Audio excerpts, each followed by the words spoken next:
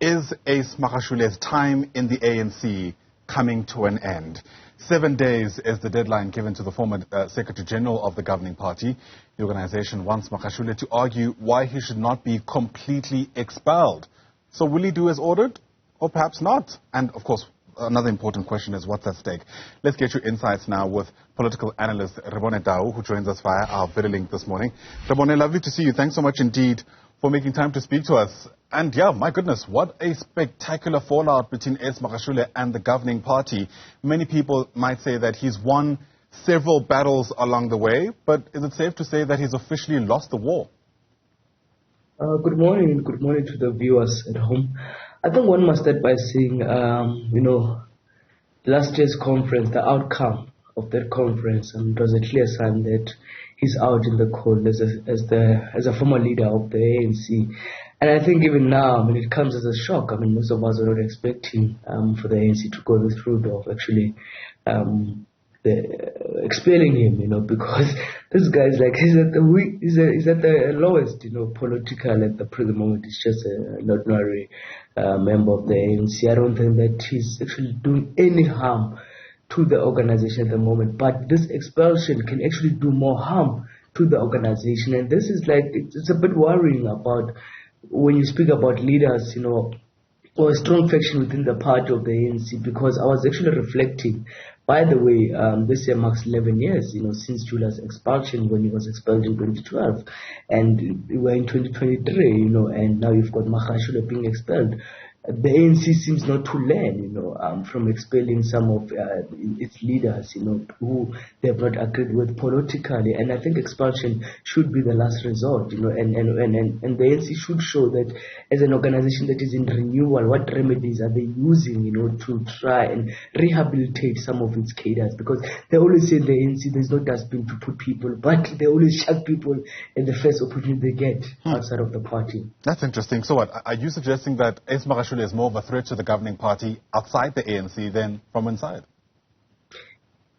He's going to be a headache for the ANC if he's outside, because now he can use any platform and say, I was expelled. And just like Julius Malema, no one can blame him for even starting the EFF, because, if you remember, Julius Malema kept on saying that his blood is black and gold. But after the ANC expelled him, they left him with no option but to then, launch a new party, which became and remains still a problem for the ANC. So the ANC should have actually just allowed him just to be a member, as he is a member, and we're not seeing much of him even in the public domain, insulting the party or the leadership since after the conference. He's been focusing on his case and going to court, So I think the ANC should have found another option, because this then becomes a pattern. Then the question that 10 years from now on, who's going to be expelled from the party? Because as I'm making reference that in 2012 it was Julius Malema, which is 11 years ago, and now you have Ace Magashule. Who's next after 10 years?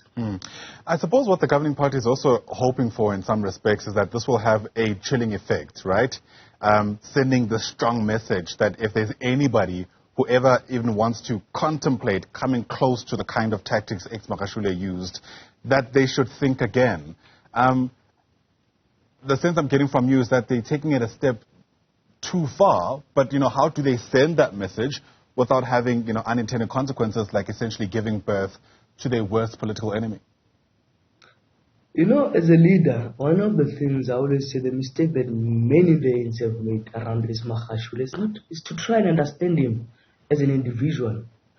If you understand the political context of the Free State since the dawn of our democracy, Ace Magashule being one of the longest serving chairpersons, in the ANC, a man who had to fight, to even, he becomes premier during the Zuma era, his province gets disbanded, gets sent to parliament, and for him, the effect of those battles between him and the former President Thabo Mbeki, this has led to that Ace Magashule end up not knowing anything outside of factional politics. And that's why when he was Secretary General, he failed to rise to the occasion, and to be that Secretary General that unites the party, because the only thing that this man knows during his tenure as the chairperson of the ANC in the Free State was to fight and fight and fight.